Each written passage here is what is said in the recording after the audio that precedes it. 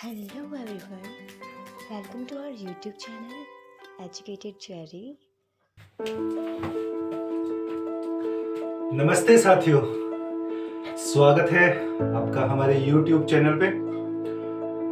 और हमेशा की तरह मैं एक नया टॉपिक स्टार्ट करता हूँ और उसमें हम समझते हैं, जानते हैं संविधान को, भारतीय संविधान को, और उनसे संबंधित कुछ बहुत सारे हमारे ऐसे अधिकार, ऐसी कुछ इम्पोर्टेंट बातें। तो इसी कड़ी को हम आगे बढ़ाते हुए आज मैं एक लेके आया हूँ एक नई प्लेलिस्ट, जिसमें हम पढ़ेंगे भारतीय संविधान की कुछ महत्वपूर्ण जो अनुच्छेद है, जो यूपीएससी के लिए तो बहुत इम्पोर्टेंट है ही, साथ में आरपीएससी या फिर अदर एग्जामिनेशंस के लिए भी बहुत ज़्यादा इम्पोर्टेंट हो जाते हैं।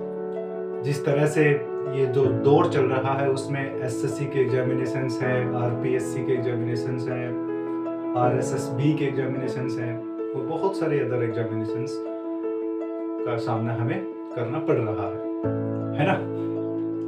तो अभी जो टॉपिक मैंने लिया है वो मैंने एक करंट अफेयर्स के लिए मैंने लिया है। इस टॉपिक को जानने के बाद यूपीएससी में मेंस या फिर प्री में जो क्वेश्चंस बनते हैं, हम उनको सोल्व करने का एक जो सोच है, समझ है, वो हम क्रिएट कर सकते हैं। साथ में ये टॉपिक जो ग्रेड सेकेंड और जो आरएसएसबी ग्रेड थर्ड की जो एग्जामिनेशन है उनके लिए इम्पोर्टेंट हो जाता है। साथ में एसएससी वालों के लिए भी इम्पोर्टेंट हो जाता है, क्योंकि ये जो एक्ट है वो भारत के मूल अधिकार जो है, संविधान के मूल अधिकार, उनसे संबंधित है, एक्ट से संबंधित है, करंट अफेयर से संबंधित है, और शिक्षा जो है उससे संबंधित है। तो हम ऐसा करते हैं कि इसको पूरा डिटेल्ड में हम इसको दो पार्ट में इसको पढ़ेंगे, जानेंगे, समझेंगे। चलिए शुरू करते हैं। देखिए, सबसे पहले मैं इसका नाम जो है उसका जिक्र आपके सामने करना चाहूंगा। यह है राइट टू एजुकेशन, शॉर्ट में आरटीई के नाम से इसको जाना जाता है, फेमस है। लेकिन हमारे भारत के संविधान में जब ये कानून बना तब उसका पूरा नाम क्या है, अगर कानूनी प्रोस्पेक्टिव से भी हमें देखना चाहिए तो एक्ट में इसका पूरा नाम है बच्चों को मुफ्त व अनिवार्य शिक्षा का अधिकार अधिनियम 2009। ठीक है, यानी कि ये एक कानून है, ये एक अधिनियम है। अधिनियम क्या होता है?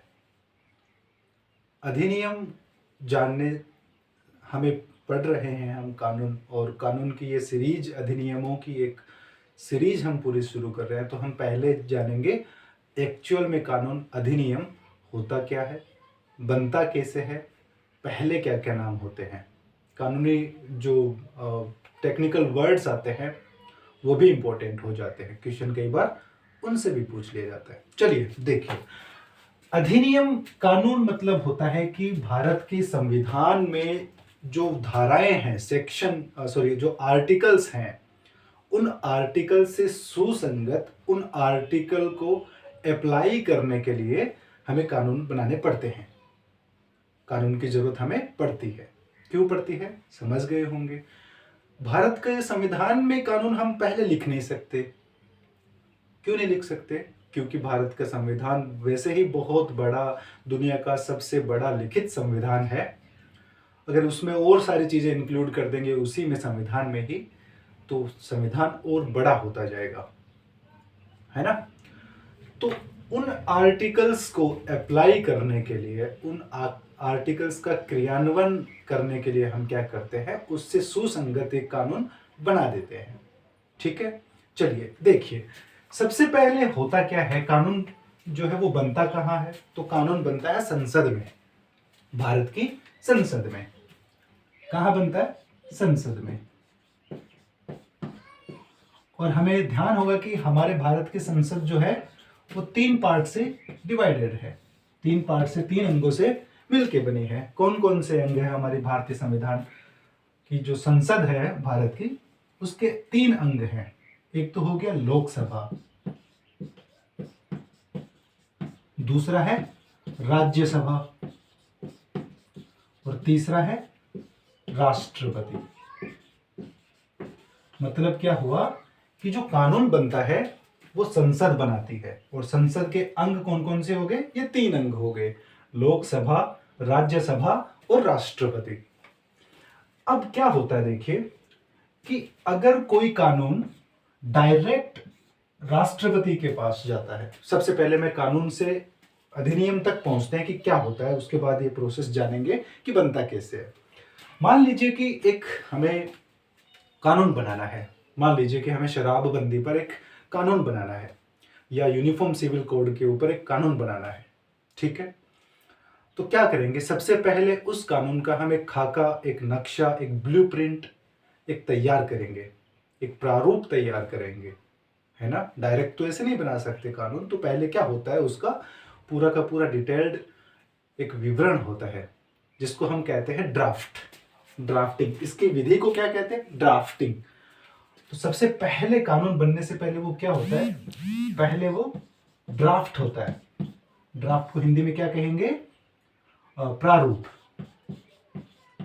तो ध्यान रखना है, सबसे पहले क्या होता है, वो एक ड्राफ्ट बनाया जाता है, एक समिति गठित की जाती है, लोगों को डिसाइड किया जाता है, वो लोग एक ड्राफ्ट बनाते हैं, ठीक।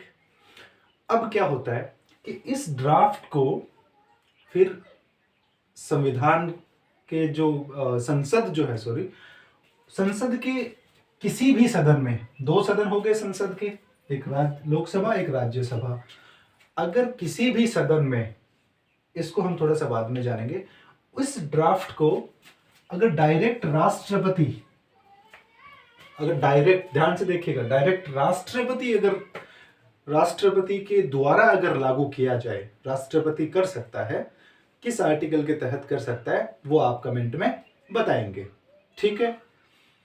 राष्ट्रपति जो है वो अगर डायरेक्ट कानून बनाता है तो वो कहलाता है अध्यादेश। क्या कहलाता है? अध्यादेश।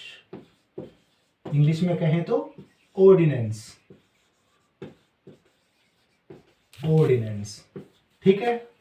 अगर इसको, ड्राफ्ट को डायरेक्ट राष्ट्रपति के पास भेज के राष्ट्रपति से अगर ये कानून लागू करवाया जाए तो बनता है ऑर्डिनेंस। आपको ध्यान होगा कि राष्ट्रपति है अध्यादेश जारी कर सकता है 1, 2, 3, आर्टिकल 1, 2, 3, ध्यान रखिएगा, ठीक है। इसके बाद देखिए, अब इस ड्राफ्ट को इस प्रोसेस के द्वारा नहीं करके इन दोनों के माध्यम से किया जाए तो क्या प्रोसेस होगी? इस ड्राफ्ट को एक सांसद लेके जाएगा, या तो वो लोकसभा में जा सकता है, सांसद का मतलब संसद का सदस्य। संसद के 2 अंग है, तो राज्यसभा के भी जो सदस्य हैं उनको भी सांसद कहते हैं, और इसको भी हम सांसद कहते हैं। तो कोई भी सदस्य अगर इनमें से किसी भी ये जो सदन है उसमें वो पेश करता है, वो लेके जाता है, वहां पे उसका वाचन करता है, तो ये ड्राफ्ट क्या बन जाता है? ये ड्राफ्ट बन जाता है बिल, जिसको बोलते हैं विधेयक। क्या कहते हैं? विधेयक। जैसे एग्जाम्पल के लिए ये कानून जो था ना, पहले ये क्या था? पहले ड्राफ्ट था, इसके बाद में ये विधेयक बना।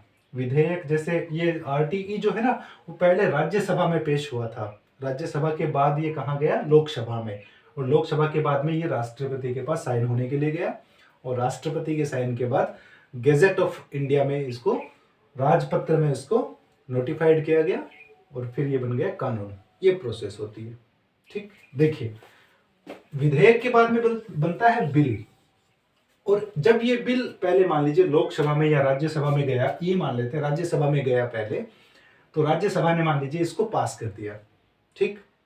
इसके बाद ये पहुंचा लोकसभा में, लोकसभा ने भी पास कर दिया, तो अब ये क्या बन जाएगा? राष्ट्रपति के साइन करने के बाद ये बिल बन जाता है अधिनियम, जिसको हम एक्ट भी कहते हैं। क्या कहते हैं? एक्ट। अब ये एक्ट क्या करता है? फिर ये भारत के राजपत्र में लिखा, दर्ज किया जाता है, नोटिफिकेशन आता है, और तब बन जाता है ये एक पूरा का पूरा अधिनियम। प्रोसेस आपको समझ में आ गई होगी। चलिए अब देखते हैं इसके बारे में।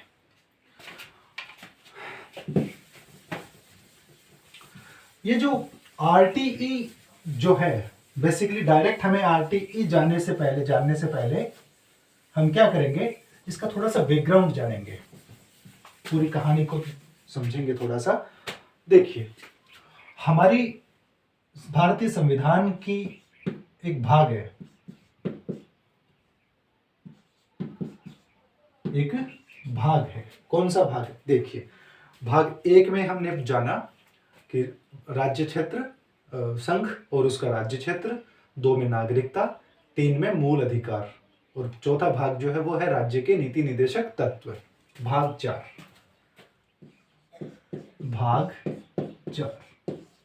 ठीक है। भाग 4 में 36 से बेसिकली 51 तक के आर्टिकल्स भाग 4 में आते हैं। भाग 5 इसमें जिक्र आएगा भी, एक आता है भाग 5 और एक आता है आर्टिकल अपना भाग 3। इन तीनों का संबंध डायरेक्ट इससे बन जाता है। डीपीएसपी क्या होता है? डीपीएसपी का मतलब राज्य के state policies of directive principles of state policies, राज्य के नीति निर्देशक तत्व। ये क्या होते हैं कि इनको हम हाई कोर्ट, सुप्रीम कोर्ट के द्वारा हम इनको लागू नहीं करवा सकते। मूल अधिकार जो है वो क्या सर्वोच्च न्यायालय में परिवर्तनीय है, जबकि ये क्या है, परिवर्तनीय नहीं है। हम क्लेम नहीं करवा सकते इनके बारे में। इनको जो भारत की संसद है वो अपने वक्त के अनुसार इनको धीरे धीरे लागू करती है।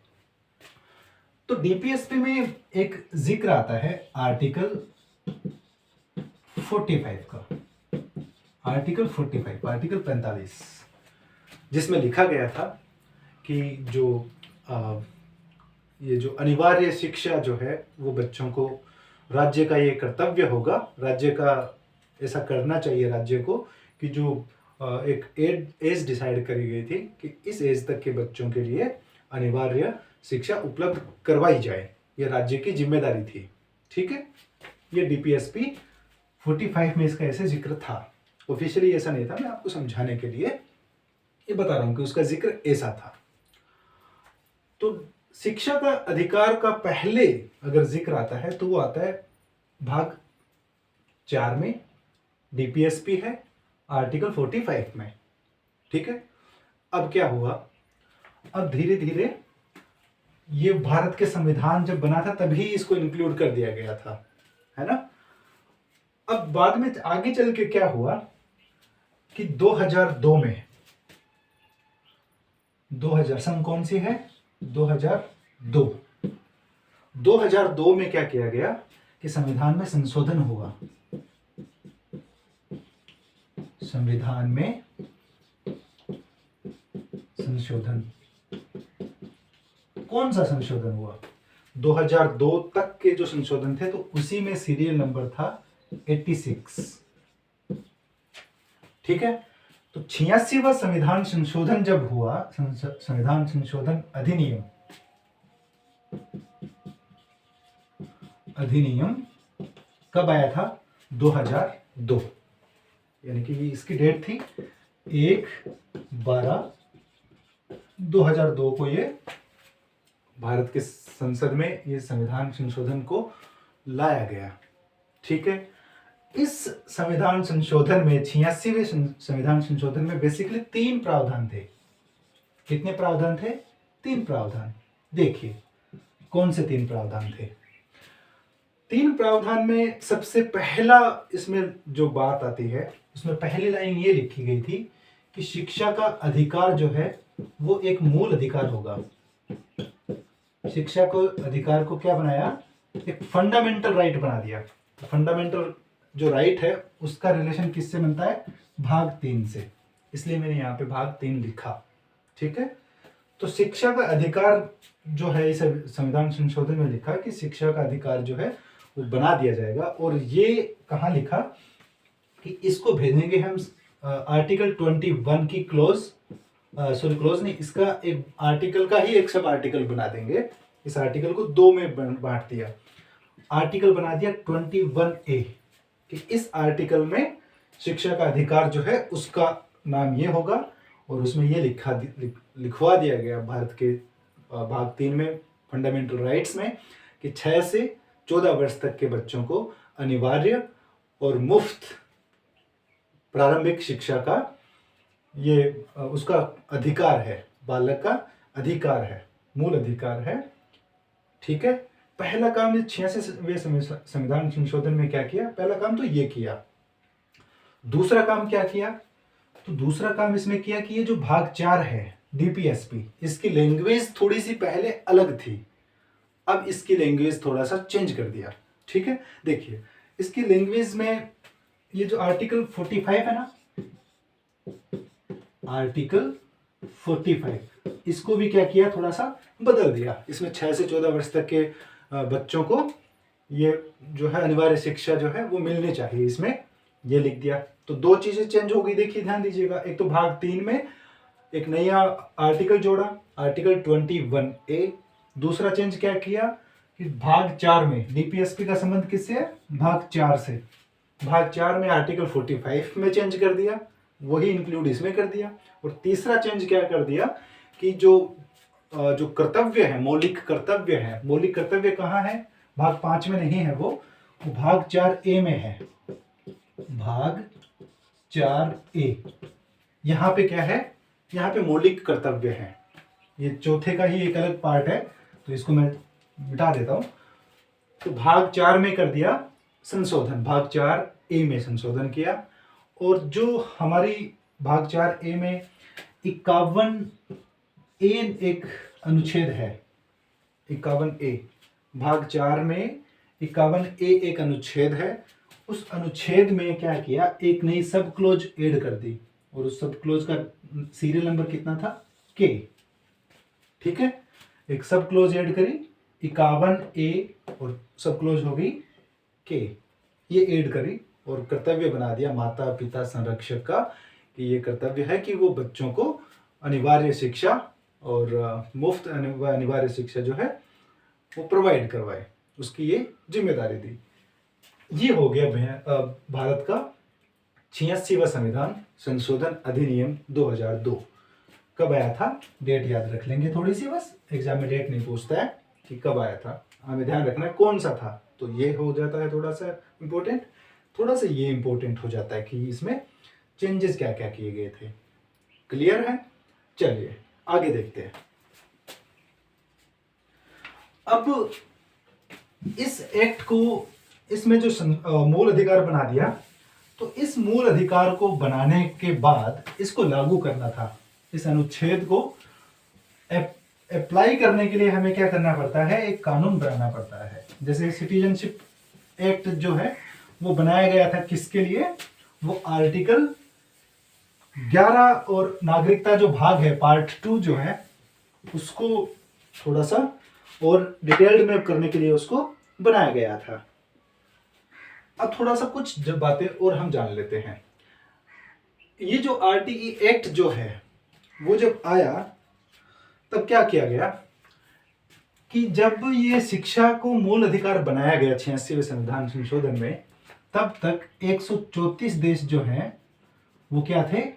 वो शिक्षा को मूल अधिकार मानते थे। जैसे ही भारत बना तो वो 35वां देश बन गया। कौन सा देश बना? 35वां देश, 135वां देश बन गया।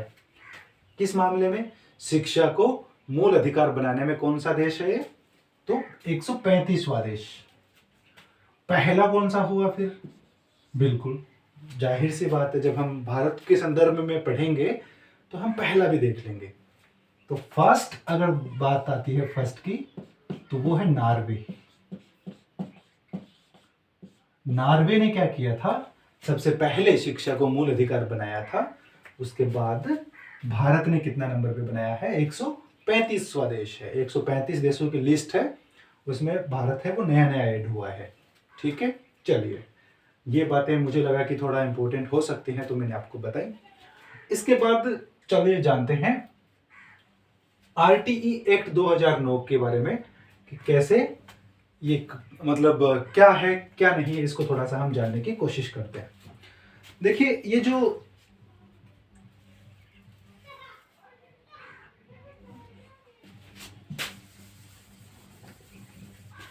आरटीई जो है एक्ट, बेसिकली इसमें हम क्या करेंगे इसमें थोड़ा सा इसके बारे में इंट्रोडक्शन जानते हैं। इस अनुच्छेद में इस अधिनियम में क्या क्या चीजें हैं देखिए। इसमें सबसे पहले हमें ध्यान देना है कि इसमें अध्याय जो है, चैप्टर जो है, वो कितने चैप्टर हैं इसमें। आपको पता होगा, अगर आप पहले से टीचिंग की तैयारी कर रहे हैं तो आपको पता होगा कि इसमें 7 अध्याय हैं। कुल कितने अध्याय हैं? 7 अध्याय हैं। और क्या क्या है इसमें? इसमें एक अनुसूची है, अनुसूची या शेड्यूल। अनुसूची कितनी है इसमें? एक अनुसूची है। इसको हम लिख देते हैं चैप्टर। दूसरे इसको बोलते हैं शेड्यूल। शेड्यूल, ठीक है। 7 अध्याय हैं, अनुसूची एक है। और इसमें अगर सेक्शन की बात करें, धाराएं, तो कितनी धाराएं इसमें? 38 धाराएं हैं। धाराओं को, कानून से संबंधित धाराएं, तो इसको हम क्या कहेंगे? सेक्शन, ठीक है। ये हो गया इसमें छोटी छोटी बेसिक चीजें कि इसमें हम क्या क्या पढ़ेंगे। इसमें हम 7 अध्याय, एक अनुसूची और 38 धाराएं, जो कि 7 अध्यायों में बटी हुई है। ये धाराएं 38 जो है सेक्शंस, वो 7 चैप्टर्स में बटी हुई है, डिवाइडेड है। देखिए, जानते हैं। तो मैं यहाँ क्या करता हूँ कि मैं थोड़ा सा इसको देख लेता हूँ कि इसमें कौन कौन से चैप्टर में कितनी कितनी धाराएं हैं। ध्यान रखना, आपको एक एक चीजें लोड नहीं लेना है बिल्कुल भी। और मैं कोशिश करूंगा कि मैं कानूनी जो शब्द है उनको माइंड में उनको ना यूज करके अपने खुद के जो वर्ड्स हैं जिनको हम इजीली समझ सकें, उनको हम काम में लेंगे और इस टॉपिक को समझ। तो चलिए देखते हैं हम इस आरटीई अधिनियम के अंदर है क्या क्या। ठीक है, देखते हैं। इसमें बेसिकली अभी मैंने जिक्र किया कि इसमें 7 अध्याय हैं। उन 7 अध्याय में 38 जो सेक्शंस हैं उनको डिवाइड किया गया है। कैसे किया गया है वो जानते हैं। और हम ये भी जानेंगे इसमें कि हमारे एग्जाम की दृष्टि से स्पेशली आरपीएससी और जो टीचिंग रिलेटेड जो एग्जामिनेशंस हैं, सीबीएसई का हो गया, सीटेट हो गया, आरटेट हो गया, या फिर ऐसे एग्जामिनेशंस के लिए कौन सा भाग जो है, कौन सा अध्याय, चैप्टर जो है वो इम्पोर्टेंट इसका हो जाता है। चलिए देखते हैं। सबसे पहले हम ये जानेंगे कि अध्याय 1 जो है, चैप्टर 1, उसका नाम क्या है? उसका नाम है प्रारंभिक। और उसमें सिर्फ 2 सेक्शंस आती हैं, उसमें सिर्फ 2 धाराएं हैं। कौन कौन सी हैं? एक तो 1 और एक 2। पहली धारा में उसका नाम, उसका क्रियान्वयन, उसका जो क्षेत्र जो है वो कहाँ तक लगेगा, ये लिखा है। दूसरे में क्या है, उसकी डेफिनेशंस कुछ लिखी गई है। तो पहला अध्याय जो है वो ये है। दूसरा अध्याय है, तो दूसरा अध्याय है उसमें निशुल्क, उसका नाम जो है निशुल्क और अनिवार्य शिक्षा का अधिकार। उसमें 3 सेक्शंस हैं, सेक्शन 3, 4 और 5। अध्याय 3 में जो है उसका नाम है समुचित सरकार। समुचित सरकार का मतलब क्या होता है अभी हम जानेंगे जब इसकी डेफिनेशन को पढ़ेंगे तब। अब तो मैंने जो इसका जो एक्ट में जो शब्द है मैंने वो ही लिखे हैं, ताकि जो कंफ्यूजन जो है वो एक बार ना रहे। इसके बारे में हम ये सारा का सारा एक बहुत अच्छी और हिंदी वोकैबुलरी के अकॉर्डिंग इसको जानेंगे। चलिए, भाग 3 में लिखा है समुचित सरकार, लोकल अथॉरिटी, और जो माता पिता है, पेरेंट्स हैं, उनके ड्यूटीज लिखे हैं, उनके कर्तव्य लिखे हैं। कितने आर्टिकल्स में लिखे हैं, कितने सेक्शंस में लिखे हैं? तो वो लिखे हैं सेक्शन 6 to 11। ठीक है। इसके बाद अध्याय 4 जो है वो क्या बताता है? वो हमें स्कूल एंड टीचर्स के उत्तरदायित्व को हमें बोध करवाता है, उनसे परिचय करवाता है। उसमें कितने सेक्शंस आएंगे? तो उसमें आ जाएंगे 12 से 28 तक के सेक्शंस, उसमें हम अध्ययन करेंगे। फिर आ जाएगा अध्याय 5। अध्याय 5 में क्या है? प्रारंभिक शिक्षा का सिलेबस हो गया और उसको पूरा किए जाने से संबंधित जो क्या होगा, उसको पूरा करने की प्रोसेस क्या होगी, वो सब कहाँ लिखे हैं? वो लिखे अध्याय 5 में। और उसमें कितने आर्टिकल्स आते हैं, कितने सेक्शंस आते हैं? तो उसमें 2 सेक्शन आती है, 29 और 30। अध्याय 6 में लिखे हैं बालकों के अधिकारों का संरक्षण। तो उसमें क्या है, उसमें 31 से 34 तक के सेक्शंस हो गए, और लास्ट में है अध्याय 7 प्रकीर्ण, और उसमें क्या है 34 से 38 तक के सेक्शंस उसमें हम पढ़ेंगे। ठीक है, चलिए। अब कई बार क्या होता है कि एग्जामिनेशंस में आजकल यूपीएससी के जैसे ही एग्जामिनेशंस में क्वेश्चन पूछने लग गए हैं। कैसे पूछते हैं, एक साइड में तो आपको ये अध्याय दे देगा और दूसरी साइड में उनको मिलान करवाने के लिए दे देता है कि सही मिलान कीजिए, इस टाइप से क्वेश्चन हमें दे देता है। तो हमें पता होना चाहिए। तो हम क्या है, इसको रटेंगे नहीं, इसको समझ लेंगे। देखिए, हर एक एक्ट का जो स्ट्रक्चर होता है, उसका जो ढांचा होता है, वो कैसे होता है। पहला जो चैप्टर होता है उसमें बेसिकली उसका प्रारंभिक में उसका नाम ये सब होता ही होता है। सभी कानून, कोई भी कानून आप उठा के देख लीजिएगा, पहले चैप्टर का नाम बस यही रहता है, प्रारंभिक। ये तो हो गया क्लियर। दूसरे में क्या हो गया, दूसरे में इसका उद्देश्य का विवरण है कि इसका उद्देश्य क्या होगा इस कानून का। तो वो हो गया निःशुल्क और अनिवार्य शिक्षा का अधिकार, हम पढ़ रहे हैं। तो उद्देश्य कहाँ है, अध्याय 2 में। ठीक है। तीसरा अध्याय जो है वो क्या कर रहा है, वो क्या कह रहा है कि जो हमारे आसपास का जो सरकार है, समुचित सरकार का मतलब क्या हो जाएगा, सेंट्रल गवर्नमेंट हो गया, स्टेट गवर्नमेंट हो गया, ये दोनों को मिला के है, अभी हम जानेंगे इसके बारे में। वहाँ की लोकल अथॉरिटी हो गया, नगर पालिका, नगर परिषद, नगर निगम, ये सब लोकल अथॉरिटीज में काउंट हो जाएंगे। और माता पिता तो है, माता पिता भी 2-3 टाइप से हो सकते हैं। तो उनके कर्तव्य क्या क्या बनते हैं, वो हो गया। चौथा क्या हो गया, माता पिता के कर्तव्यों के बाद बच्चों को, इनका काम था स्कूल खोलना समुचित सरकार का, कि भाई लोकल अथॉरिटी वगैरह का ये फंड वगैरह देंगी, ये स्कूल खोलेंगे और ये भेजेंगे माता पिता। भेजने को कहाँ भेजेंगे, स्कूल में भेजेंगे, जाहिर सी बात है। तो अध्याय 4 में क्या हो जाएगा कि विद्यालय और वो जो शिक्षक होंगे उनकी क्या ड्यूटीज होंगी, वो आगे वाले में। इसके बाद क्या है, अब वो ड्यूटीज, टीचर्स की ड्यूटीज बता दी। इसके बाद वो एक सिलेबस फिक्स करना होगा, एक सिलेबस भी तो बनाएंगे ना, पढ़ाएंगे क्या बच्चों को। तो वो पाठ्यक्रम है वो इसके अगले अध्याय में दे दिया। अध्याय 6 में क्या दे दिया फिर, कि वो जो बालक है उनके अधिकारों को रक्षा कैसे की जाएगी, उनको अधिकार मिलने के लिए अगर वो नहीं मिलते हैं, अगर उनमें कोई प्रॉब्लम्स आती हैं या कुछ गड़बड़ी होती है तो उसका समाधान क्या होगा, ये शिकायतों से संबंधित मान लीजिए इसको। और ये अध्याय 7 है, उसमें प्रकीर्ण मान लीजिए। बाकी जो बच गए, जैसे स्टेट गवर्नमेंट है वो अपना अलग कानून बना सकती है, कैसे कैसे काम होता जाएगा। इस तरीके से इसमें मिलान देने से संबंधित क्वेश्चन बन जाता है। चलिए आगे बात करते हैं कि इसमें कौन कौन से अध्याय पढ़ना चाहिए। ये बहुत गफलत वाली बातें हैं, बहुत असमंजस में डालती हैं।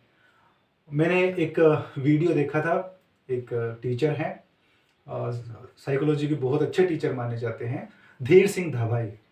उन्होंने एक चीज़ कही थी कि अगर मुझे पता है कि इसमें से 2 या 3 क्वेश्चन आने वाले हैं और फिर भी मैं अगर वो नहीं पढ़ता या फिर भी मैं वो गलत करके आता हूँ तो मेरे से बड़ा बेवकूफ़ कोई है ही नहीं।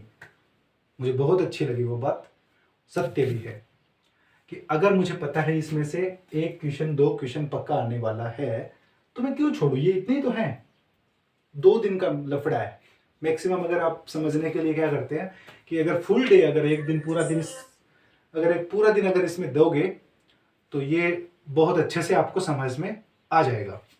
देखिए मेरे अकॉर्डिंग, अगर मैं एग्जामिनेशंस या आरपीएससी के अकॉर्डिंग में देखूं तो इसमें अध्याय 1, 2, 3 ये अध्याय आपको बिल्कुल पढ़ने ही चाहिए। क्यों पढ़ने चाहिए, क्योंकि कई बार एग्जामिनेशंस में क्वेश्चन डायरेक्ट इनसे आते हैं। बहुत ऐसा आप पीछे के एग्जामिनेशंस के क्वेश्चन आप देखोगे तो आपको पता चलेगा कि मोस्ट इंपॉर्टेंट जो क्वेश्चंस हैं वो इन अध्यायों से आते हैं। ये मैंने देखा, मैंने फाइंड आउट किया, और उसके बाद मैं कह सकता हूं कि 3 अध्याय जो हैं उनसे बहुत बारीक क्वेश्चन पूछे जाते हैं। उसके बाद अगर कुछ और जो थोड़ा डीप लेवल में तैयारी करते हैं, जिनमें श्योरिटी चाहिए, वो क्या करते हैं, उनको ये टॉपिक अध्याय 4 जो है, कई स्टूडेंट ऐसे होते हैं कि मुझे क्या करना चाहिए, कि मेरे को याद नहीं होते तो मुझे क्या करना चाहिए, तो उनको अध्याय 4 पढ़ के एग्जामिनेशन में जाना चाहिए। सेक्शन 12 से 28 तक आप पढ़ो, एग्जामिनेशन में जाओ, इसमें से जो क्वेश्चन आएगा आप करके आ सकते हो। ठीक है, संभावना हो जाती है, ज्यादा संभावना बढ़ जाती है अगर ये आप अध्याय 4 पढ़ के जाओगे तो। फिर लास्ट वाला अध्याय है, इससे क्वेश्चन बहुत कम क्या ना के बराबर पूछा जाता है। अभी तक तो कोई क्वेश्चन पूछा ही नहीं गया अभी तक तो एग्जामिनेशंस में। सीटेट में भी नहीं पूछा गया, रीट में नहीं पूछा गया, फर्स्ट ग्रेड, सेकंड ग्रेड, इन सब में इस अध्याय से एक भी क्वेश्चन अभी तक नहीं आया है। ठीक है, फिर अगर कुछ अब इतने अगर हम पढ़ लेते हैं, इतने 28 तक के सेक्शंस पढ़ लेते हैं, तो फिर कितनी 10 सेक्शंस की बात और है। अब देखिए, समझने के लिए अगर आपको आसान भाषा मिलेगी तो मुझे लगता है कि आप 1 घंटा नहीं, आप 2 घंटे भी वीडियो को देखोगे और पढ़ोगे। 2 बार देखने से टॉपिक क्लियर हो जाएगा आपका, है ना। तो बेसिकली हमारा फोकस रहेगा, चलिए शुरू करते हैं हम चैप्टर फर्स्ट, अध्याय 1, जिसका जिक्र मैंने किया कि अध्याय 1 का जो नाम है वो क्या है, प्रारंभिक। ठीक है, तो इस चैप्टर में पहले मैंने जिक्र किया था, इसमें 2 सेक्शन है, उनको हम समझेंगे। ठीक है, देखिए सेक्शन 1 में बेसिकली सेक्शन 1 जो है उसमें पहले 3 क्लोज थी, 1, 2 एंड 3। बाद में ये 2 क्लोजेस जो है वो संविधान में, इस अधिनियम में चेंज करके 2012 में ये 2 क्लोजें फिर एंटर की गई। ठीक है, देखिए पहली क्लोज क्या कहती है, सेक्शन 1 की पहली क्लोज है वो इसका नाम आपको बताती है। किसका, इस अधिनियम का नाम। ठीक है, इस अधिनियम का नाम हमें कहां से पता चलता है, सेक्शन 1 की क्लोज 1 से। ठीक है, क्लियर है। अगर ये पूछ लिया जाए एग्जामिनेशंस में कि आरटीई एक्ट का जो नाम है वो अनुच्छेद में कहाँ लिखा हुआ है, ऑप्शन दे सकता है सेक्शन 1, 2, 3, 4, है ना। तो ध्यान रखना है, सेक्शन 1 की क्लोज 1 में तो है इसका शॉर्ट टाइटल या इसका नाम। ठीक, इसका नाम आपको पता ही हो गया कि निशुल्क और अनिवार्य प्रारंभिक शिक्षा का अधिकार अधिनियम 2009, ये इसका नाम है। दूसरा इसमें विस्तार, एक्सटेंट जो है, विस्तार कि विस्तार कहाँ कहाँ होगा, तो ध्यान रखना है इसका विस्तार जो है वो संपूर्ण भारत में हो गया, संपूर्ण भारत में। पहले संपूर्ण भारत में नहीं था, लेकिन जैसे ही इस क्लोज में ही लिखा हुआ था, क्लोज 2 में, कि जम्मू कश्मीर में ये जो है आरटीई वो लागू नहीं होगा, लेकिन जैसे ही आर्टिकल 370 को हटने के बाद में ये क्या हो जाएगा, पूरे संपूर्ण भारत में इसका विस्तार हो जाएगा, पूरे इंडिया में ये लागू हो जाएगा। ठीक है, तो ध्यान रखना है कि 370, अभी एग्जाम में ये क्वेश्चन भी पूछा जा सकता है कि 370 हटने के बाद जम्मू कश्मीर को किन किन अधिकारों का और मिले हैं, तो वो भी हम जिक्र करेंगे। तो बेसिकली ये ध्यान जरूर रखना है कि आरटीई जो है, प्रारंभिक शिक्षा, जो निशुल्क शिक्षा का अधिकार जो है वो एक्सटेंड हो चुका है संपूर्ण भारत में। ये एक इम्पोर्टेंट हो जाता है थोड़ा सा, तो देख लीजिएगा इसको, आर्टिकल 370 हटने के बाद में ये थोड़ा सा इंपॉर्टेंट हो जाता है।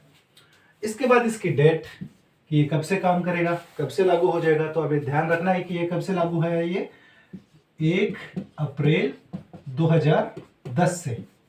ये अधिनियम जो है वो कब से लागू हो जाएगा, 1 अप्रैल 2010 से। ये क्लोज 3 में इसकी डेट लिखी है। देखिए क्लोज 1 में क्या हो गया, नाम, क्लोज 2 में क्या हो गया, उसका विस्तार, क्लोज 3 में क्या हो गया, वो डेट लिखी है कि कब ये लागू हो जाएगा। अब ये क्लोज 4 जो है, ये मैंने कहा 2012 में संशोधन के द्वारा इसको इंक्लूड किया गया था, ध्यान रखना है, ठीक है ना, ये दोनों क्लोज। अब देखिए आर्टिकल 29 व 30 के अधीन रहकर ये क्या करेंगी, ये अधिनियम काम करेगा। आर्टिकल 29 और आर्टिकल 30 का संबंध किससे बनता है, आपको ध्यान होगा कि अल्पसंख्यकों के लिए वो जो स्पेशली आर्टिकल जिसको हम कहते हैं कि संस्कृति व शिक्षा संबंधी अधिकार है ना, अल्पसंख्यकों के जो अधिकार हैं वो उसके अधीन रहते हुए रहेगा ये कानून, ध्यान रखना है, ठीक है ना। उसके अधीन रहते हुए हम समझेंगे, जब आर्टिकल 29 व 30 को समझेंगे तब हम समझ जाएंगे कि आरटीई जो है वो वहां पे क्यों काम नहीं करेगा और कैसे काम करेगा, ध्यान रखना है, ठीक है। बेसिकली यही पूछा जाता है कि 29 व 30 के अधीन रहते हुए ये क्लोज पूछ लेता है कि क्लोज 4 में क्या लिखा है। तो आर्टिकल इसका जो बेसिक मतलब है वो मैं आपको बता रहा हूँ कि आर्टिकल 29 व 30 में क्या है, उसके अधीन रह के ये कानून लागू होगा। इसके बाद ये क्लोज 5 जो है वो क्या कहती है, क्लोज 5 कहती है धार्मिक शैक्षणिक संस्थान। धार्मिक शैक्षणिक संस्थानों में जैसे मदरसा हो गया, ये अपनी वैदिक पाठशाला हो गई, ईसाई मिशनरीज हो गई, इस टाइप के जो धार्मिक शिक्षा देने वाले जो संस्थान है, जिनमें धर्म के बारे में शिक्षाएं मिलती हो या धर्म के बारे में सिखाया जाता हो, ऐसे संस्थानों पर यह अधिनियम लागू नहीं होगा। ध्यान रखना है, ठीक है। ऑप्शन में आपको ये पूछ सकता है कि आरटीई 2009 जो है वो किन किन विद्यालयों में लागू नहीं हो सकता, तो ध्यान रखना है मदरसा में लागू नहीं होता, वैदिक पाठशाला होगी, ईसाई मिशनरीज होगी, और इस टाइप से एक दो शब्द और दे सकता है जो कि धार्मिक, हम नाम से पता चला लगा सकते हैं कि जैसे बौद्ध भिक्षु है तो वो अपना अलग एक इंस्टीट्यूट चलाते हैं।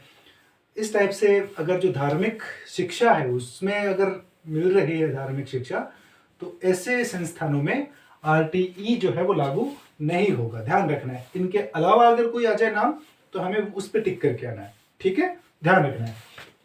तो ये हो गया हमारा सेक्शन 1। देखिए कितने कितने इजीली हम इस आरटीई एक्ट को समझ लेंगे, बहुत ही आसान भाषा में। अभी पहली सेक्शन कंप्लीट हुई, दूसरी अब बहुत ही अच्छे से, बहुत ही एक मैं ये कह सकता हूं कि बहुत आसानी से हम इसको समझ जाएंगे। देखिए चलिए क्लोज सेक्शन 2 देखिए।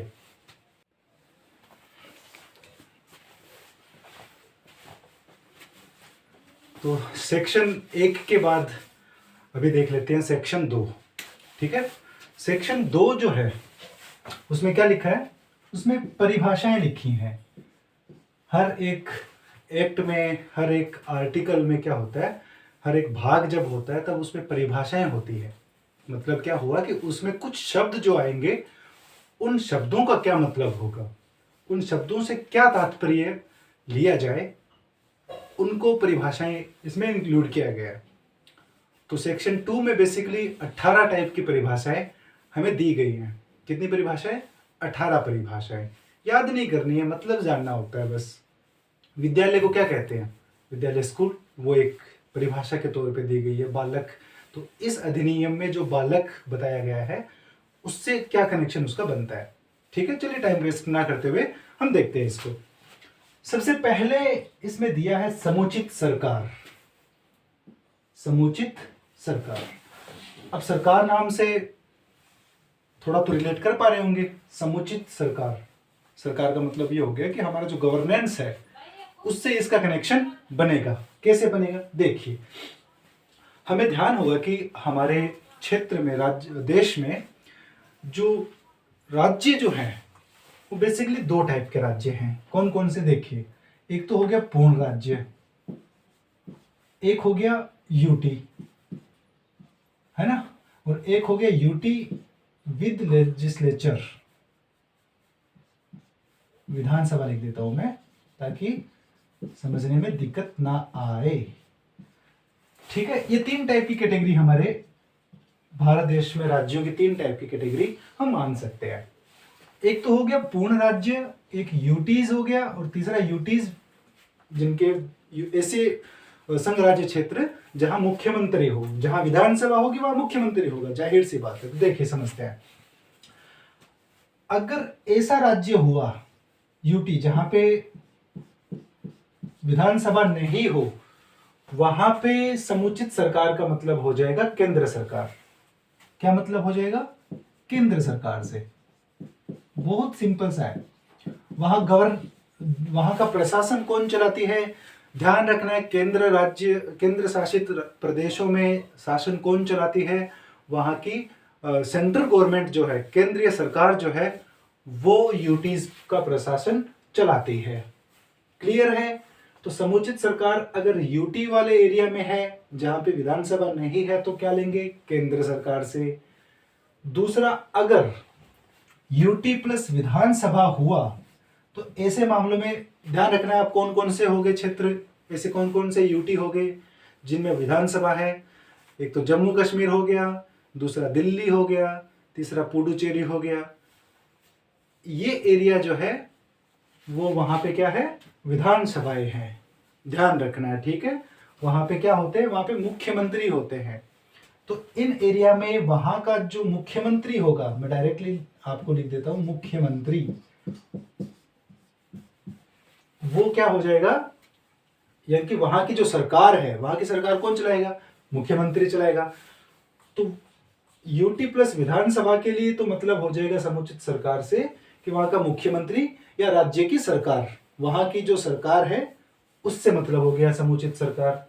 और तीसरा हो गया स्टेट या राज्य, तो वहां पे बेसिकली हमें पता ही है कि वहां पे मुख्यमंत्री होता है, तो मुख्यमंत्री का मतलब हो गया राज्य की सरकार, है ना। समुचित सरकार में 3 टाइप के बता दिया मैंने, राज्यों में मुख्यमंत्री, यूटीज में केंद्र सरकार, और यूटी प्लस विधानसभा में मुख्यमंत्री, ठीक है। इसमें जो एक्ट में समुचित सरकार का जहां जहां मतलब आएगा वहां वहां इन तीनों से लिया जाएगा। अब हम किस विषय में पढ़ रहे हैं, हम राजस्थान के विषय में पढ़ रहे हैं, तो समुचित सरकार से हमारा मतलब क्या हो जाएगा, ये राज्य और हमारे राज्य का सरकार, मुख्यमंत्री, ठीक है, क्लियर है। चलिए दूसरा देखिए, दूसरा है प्रति व्यक्ति फीस। क्या मतलब होता है, एक शब्द आएगा इसमें बीच में, प्रति व्यक्ति फीस। तो इसका मतलब क्या होता है, देखिए जानते हैं क्या मतलब होता है। इसका मतलब हो जाएगा, प्रति व्यक्ति फीस का मतलब ये हो जाएगा कि फीस जो लगेगी, जो शिक्षण शुल्क लगता है, एक होता है शिक्षण शुल्क, शिक्षण शुल्क, तो इस शिक्षण शुल्क के अलावा के जो पेमेंट होगा, इसके अलावा का जो पेमेंट है, अलावा का कोई भी पेमेंट को क्या माना जाएगा, प्रति व्यक्ति फीस मानी जाएगी। किसको, शिक्षण शुल्क के अलावा का पेमेंट, है ना। कैसे, जैसे मान लीजिए शिक्षण शुल्क जो है उसके अलावा बहुत सारे खर्चे, जैसे ट्रांसपोर्ट का मान लीजिए, है ना, बच्चा आता जाता है, या फिर उसकी यूनिफॉर्म का मान सकते हैं, उसकी और जैसे नोटबुक्स वगैरह होगी, इन सब का जो खर्चा लगता है स्कूल के एवज में, उन सबको प्रति व्यक्ति फीस में काउंट किया जाएगा, ठीक है, क्लियर है। अगर समझ में नहीं आ रहा हो तो कमेंट में जाके आप बता सकते हैं, मैं पुनः समझा दूंगा, ठीक है। चलिए देखिए आगे, इसके बाद तीसरा है बालक। बालक का मतलब क्या हो जाएगा, इसमें इस एक्ट में बहुत बार बालक का जिक्र आएगा। तो बालक का पहले तो ले लेंगे एज कितनी होगी, 6 से 14 वर्ष, है ना, ये तो होगी एज। दूसरा क्या हो जाएगा इसमें, या तो बॉय भी हो सकता है और लड़की भी हो सकती है, इन दोनों को हम क्या काउंट करेंगे, बालक में। मतलब क्या हुआ कि 6 से 14 साल का लड़का हो या लड़की हो, उन दोनों को क्या, किस नाम से संबोधित करेंगे, बालक नाम से, ठीक है, क्लियर है। देखो कितना इजीली हम स्मूथली समझते जा रहे हैं, हमें रटना नहीं है कुछ भी। एग्जाम में क्या प्रश्न पूछेगा, समुचित सरकार से मतलब क्या है, परिभाषित कीजिए, नीचे ऑप्शन दिए रहेंगे, ऑप्शन दिए रहेंगे तो हम बता देंगे। समुचित सरकार राज्य के परिप्रेक्ष्य में पूछ रहा है तो राज्य सरकार, यूटी के परिप्रेक्ष्य में पूछ रहा है तो केंद्र सरकार, यूटी प्लस लेजिस्लेचर के लिए पूछ रहा है तो राज्य सरकार हो जाएगी वहां की। तीसरा प्रति व्यक्ति फीस से है, तो जो पेमेंट जो लग रहा है शिक्षण शुल्क के अलावा का जो पेमेंट, ऊपर का जो खर्चा मानते हैं, बोलते हैं हम, उसको प्रति व्यक्ति फीस में ले लिया। इसके बाद बालक, तो बालक का मतलब बॉय और गर्ल दोनों हो सकते हैं, दोनों के लिए यूज किया गया है 6 से 14 साल के लिए, ठीक है। अगला है अलाभित समूह का बालक, ठीक है, देखते हैं क्या है अलाभित समूह का बालक। अब इसमें कुछ हमें रटना नहीं है, हमें समझना है बस। अलाभित समूह का बालक जो है उससे क्या मतलब हो जाएगा, देखिए इसमें हो जाएगा कि जो एक तो हो गया एससी मान लीजिए, एसटी मान लीजिए, या फिर ऐसे कुछ इस टाइप के और जो बालक हैं जिनको एक प्रिविलेजेस का जो फायदा है, उनको मतलब कुछ बेनिफिट मिल रहा है, ऐसे समूह के बालक को हम क्या कहेंगे, ऐसे समूह के बालकों को हम क्या कहेंगे, अलाभित समूह का बालक। 2-3 जगह पे आया है ये वर्ड पूरे आर्टिकल में, पूरे एक्ट में, तो उससे मतलब क्या हो जाएगा, एससी एसटी या फिर इस टाइप से जो ऐसे जिनको बेनिफिट मिलता है, जिनको लाभ मिलता है, उन समूह का जो बालक हो जाएगा उसको हम इसमें इंक्लूड कर लेंगे।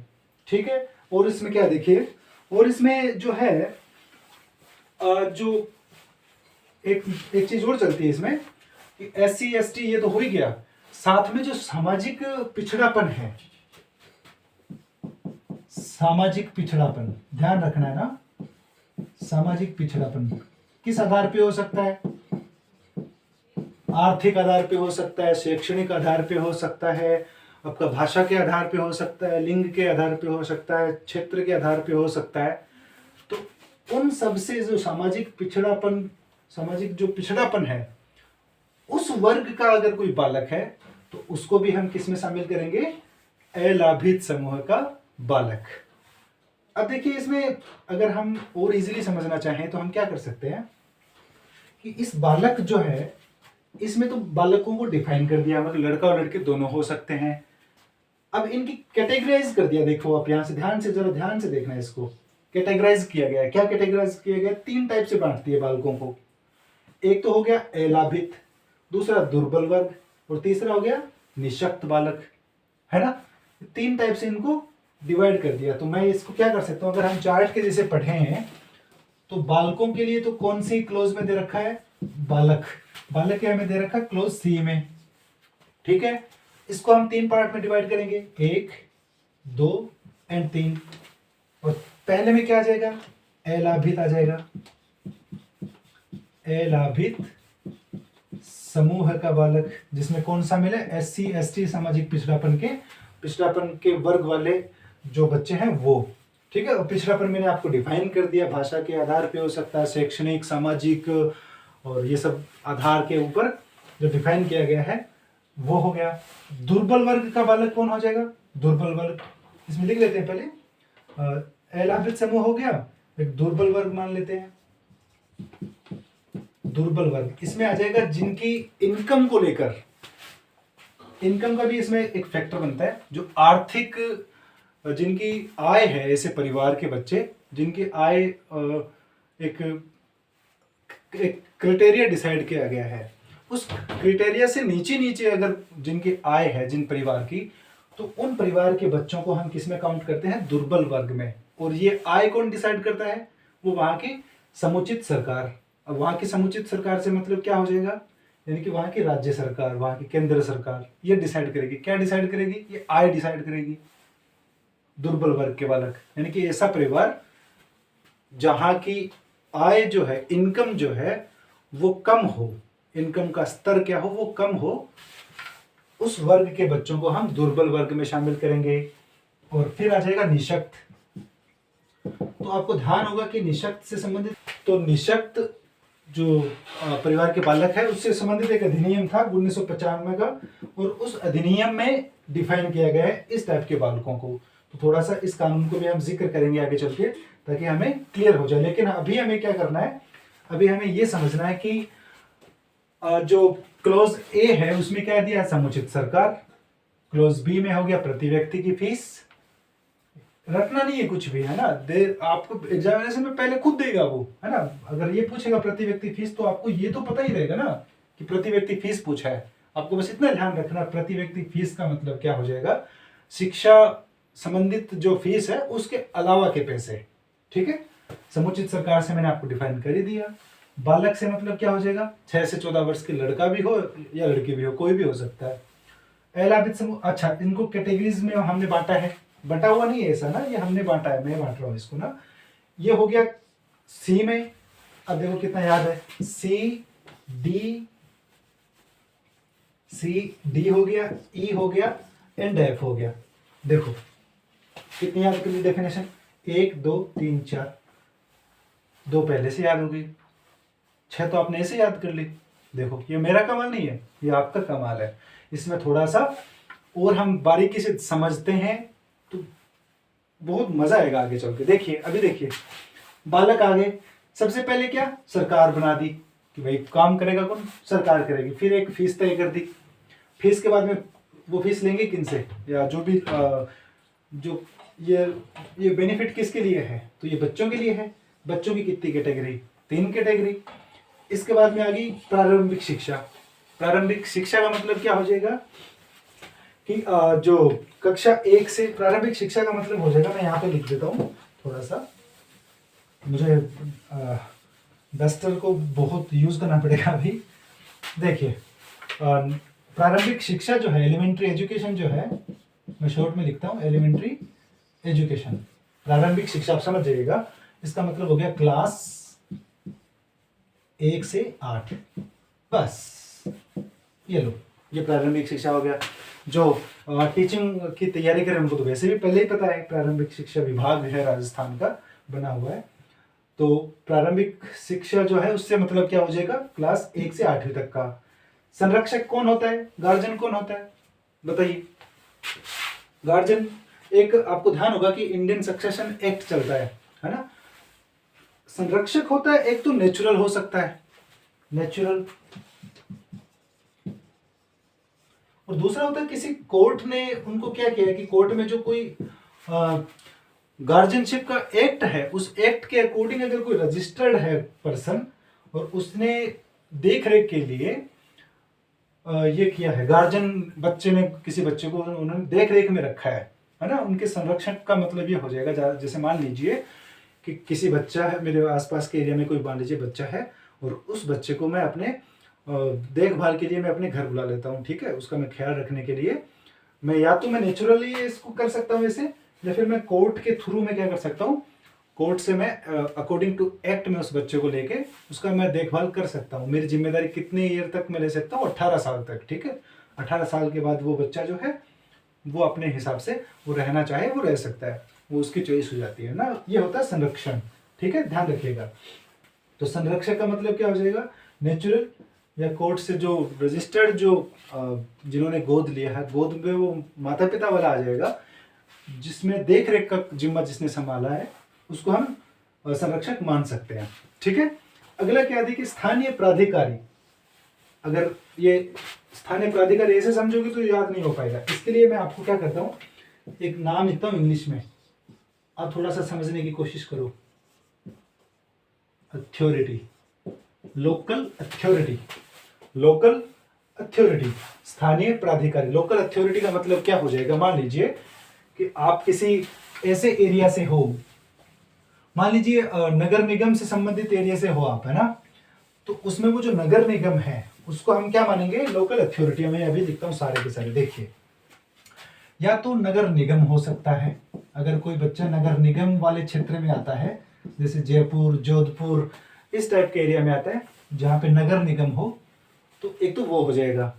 उससे थोड़ा सा नीचे आते हैं तो नगर परिषद होती है, नगर परिषद। एक जिला परिषद होती है, जिला परिषद। एक आपको ध्यान होगा नगर पालिका होती है, नगर पालिका, या फिर नगर निगम भी कहते हैं इसको, नहीं नगर निगम नहीं, नगर निकाय कहते हैं शायद इसको, ऐसा कुछ है ना, मैं रिकॉल नहीं कर पा रहा, लेकिन मतलब जो आप समझिएगा, नगर निगम हो गया, नगर परिषद हो गया, जिला परिषद हो गया, ग्राम पंचायत हो सकती है, ग्राम पंचायत। इन सबको हम क्या कहते हैं, इनको कहेंगे लोकल अथॉरिटी, ध्यान रखना, ठीक है। इनको क्या कहेंगे, लोकल अथॉरिटी। इसका मतलब अगर कोई बच्चा यहाँ से नगर निगम से संबंध रखता है तो उसके लिए लोकल अथॉरिटी वहां की नगर निगम होगी, ठीक है। और अगर कोई नगर परिषद जो है, जिला परिषद है, तो वहां से अगर वो पर्सन संबंधित है वहां से, तो उसके लिए जिला परिषद। नगर पालिका से है तो वहां की नगर पालिका हो जाएगी, ग्राम पंचायत से है, किसी गांव से, तो वहां की पंचायत हो जाएगी। इस तरीके से इन सबको हम क्या कहेंगे, इनको हम कहेंगे लोकल अथॉरिटी या स्थानीय प्राधिकारी।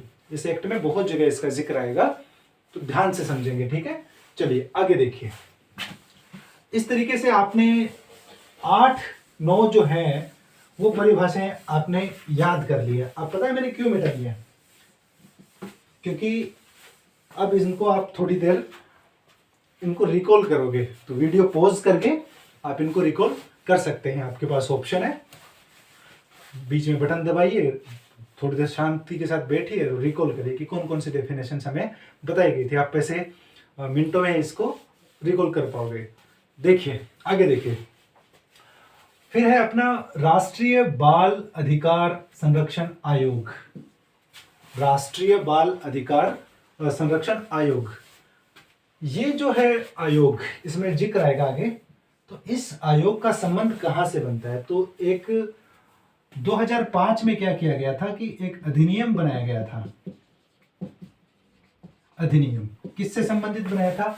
जो बच्चे हैं उनके अधिकारों को बचाने के लिए एक अधिनियम बनाया, और उस अधिनियम में ये जिक्र किया गया था कि एक तो राष्ट्र के लेवल पे, नेशनल लेवल पे हो जाएगा तो राष्ट्रीय बाल अधिकार संरक्षण आयोग का गठन किया जाएगा, और एक हो जाएगा स्टेट लेवल पे। इसी एक्ट में ना, इसी एक्ट में क्या किया गया था, ये जो 2005 का है जो एक्ट में बता रहा हूं, राष्ट्रीय बाल अधिकार संरक्षण अधिनियम, ठीक है, ध्यान रखना है, आयोग अधिनियम 2005। इसमें एक तो राष्ट्र के लिए हो गया तो राष्ट्रीय आ गया, और राज्य के लिए अगर वो होगा तो राज्य बालक अधिकार संरक्षण आयोग 2005। ध्यान रखना है, ये जो इस अधिनियम में इसका और इसका, इन दोनों का जिक्र आया है। तो आप अब अच्छे से देखना थोड़ा सा, आपको हमारी यूट्यूब चैनल का नाम पता है, जेरी, ठीक है ना, जे री। तो देखो, जे फॉर ये हो गया राष्ट्रीय बालक अधिकार संरक्षण आयोग, जे से स्टार्ट हो गया, और लास्ट वाला देखो आर पे स्टार्ट है। देखो ना, राज्य बालक अधिकार संरक्षण आयोग, ये कितने नंबर पे है? आर नंबर पे, 18 पे, ठीक है, जे री, याद रख लेना है। कैसे याद रखना है, तरीका समझ में आ गया। कहाँ जिक्र है? राष्ट्रीय बालक अधिकार संरक्षण आयोग अधिनियम 2005 में राष्ट्र के लिए, जे पे है राष्ट्र के लिए, और री पे है स्टेट के लिए। क्लियर? देखो कितना स्मूथली हम याद कर पा रहे हैं। अधिसूचना, अधिसूचना को इंग्लिश में क्या कहते हैं? अधिसूचना को इंग्लिश में कहते हैं नोटिफिकेशन, नोटिफिकेशन।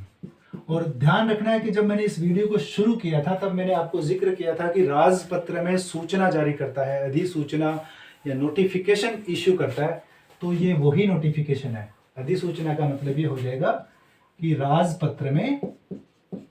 राजपत्र में जो सूचनाएं जाएंगी, जो नोटिफिकेशन जाएगा राजपत्र में, नोटिफिकेशन को हम क्या कह देंगे? नोटिफिकेशन। और मैं राजपत्र का मैंने 2-3 बार जिक्र किया, तो अभी आप स्क्रीन पे देखेंगे राजपत्र जो गेजेट ऑफ इंडिया है वो आपको मैं दिखाऊंगा, ठीक है। इसके बाद माता पिता, अब फिर बताइए क्या परिभाषित करेंगे इसके बारे में, कितने टाइप के मदर एंड फादर हो सकते हैं? देखिए, नंबर 1 तो हो सकता है नेचुरल, प्राकृतिक, दूसरा होता है दत्तक, तीसरा हो सकता है सौतेले। ये 3 टाइप के, और इन तीनों को इसमें काउंट किया है, ठीक है। एक बच्चे के एक नेचुरल माता पिता हो सकते हैं, दूसरा दत्तक हो सकते हैं, मतलब मैंने जिसको गोद लिया हो वो मेरा बेटा जो है, उसका मैं माता पिता अगर मतलब रहा तो क्या हो जाएगा, वो दत्तक में काउंट हो जाएगा, है ना। हम अगर मैं एंड मतलब मान लीजिए कोई भी एग्जांपल आप ले लीजिए कि आप आसपास का एग्जांपल, कि जिसने एक बच्चे को गोद लिया तो वो बच्चा जो है वो अपने, जिन्होंने गोद लिया उनका बेटा हो गया, और जिन्होंने गोद लिया वो उस बच्चे के लिए क्या हो जाएंगे, उसके माता पिता हो जाएंगे, ठीक है। वो कानूनी तौर पे होता है। और सौतेले का मतलब आप जान ही रहे होंगे कि जिसका किसी का दोबारा शादी हो किसी मेल फीमेल की, तो उनके जो बच्चा हो पहले से, उसको हम सौतेले बच्चों में काउंट करेंगे। लेकिन अच्छी बात यह है कि इन तीनों टाइप के बच्चों को, माता पिताओं को हम क्या करेंगे, माता पिता में शामिल करेंगे, यानी कि हर टाइप का, इनके बाहर कुछ बचा ही नहीं है अभी। इसके बाहर मुझे नहीं लगता कि वो अलग से कोई टाइप होगा माता पिता का। ये 3 टाइप है, तीनों टाइप को इसमें इंक्लूड किया गया। विहित का मतलब होता है उचित, ठीक है, मतलब इस एक्ट में 2-3 बार विहित शब्द आएगा। विहित का मतलब होता है उचित या मुनासिब, अगर उर्दू में अगर आप देख रहे हो उर्दू में तो मुनासिब, विहित का मतलब मुनासिब, ठीक है। इस कानून में, इस अधिनियम में, इस अधिनियम के अकॉर्डिंग जो ठीक रहे उसको बोलेंगे विहित। इस कानून में जो ठीक रहे, जो उचित हो, जो मुनासिब हो, उसको हम क्या कहेंगे, उसको हम कह देंगे विहित। अनुसूची को क्या, अनुसूची को इंग्लिश में शेड्यूल कहते हैं, लिस्ट होती है। शेड्यूल। और ये क्या होती है, ये लिस्ट होती है, इसमें जिक्र आता है, इसमें बहुत सारी लिस्ट, एक लिस्ट होती है, देखा आप इसको समझेंगे तो उसके बारे में बताया, इसकी डेफिनेशन। शेड्यूल होती है, लिस्ट है, मैं दिखा दूंगा क्या होती है, समझ जाओगे। क्लियर। विद्यालय, ये थोड़ा सा इंपॉर्टेंट है, ये थोड़ा सा इंपॉर्टेंट है, तो इसके आप 100 टिक लगा सकते हैं, कोई इश्यू नहीं है। तो मैं थोड़ा सा स्टार्ट कर देता हूँ इसको साफ करके।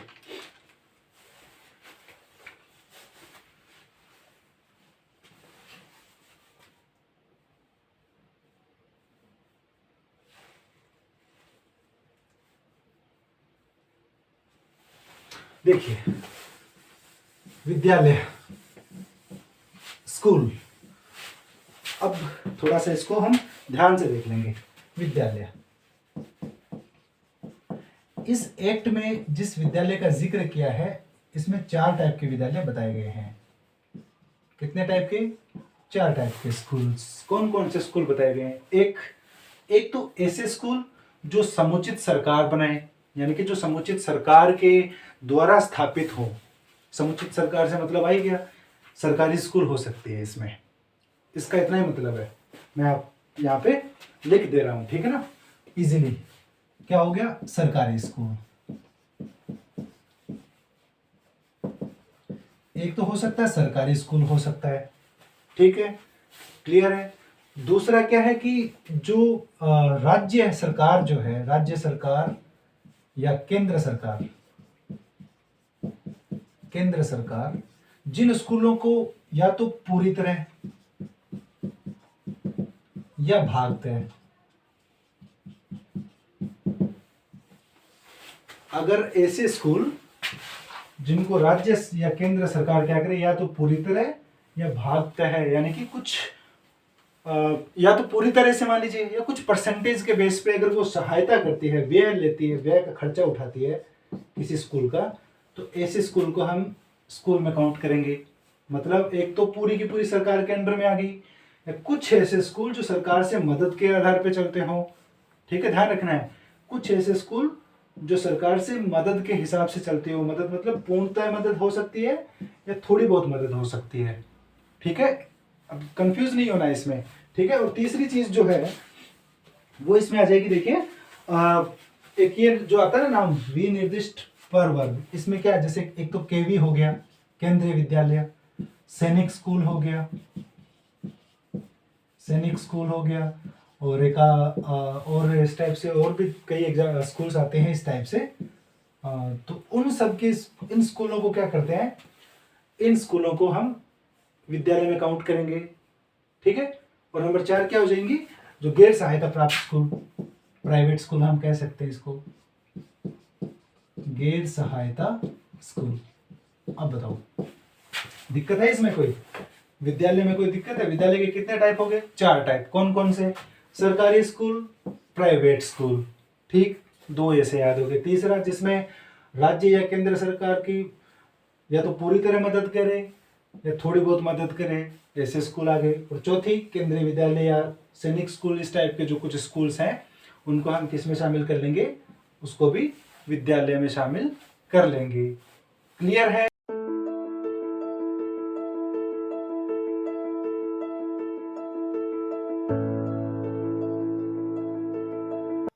Thanks for watching.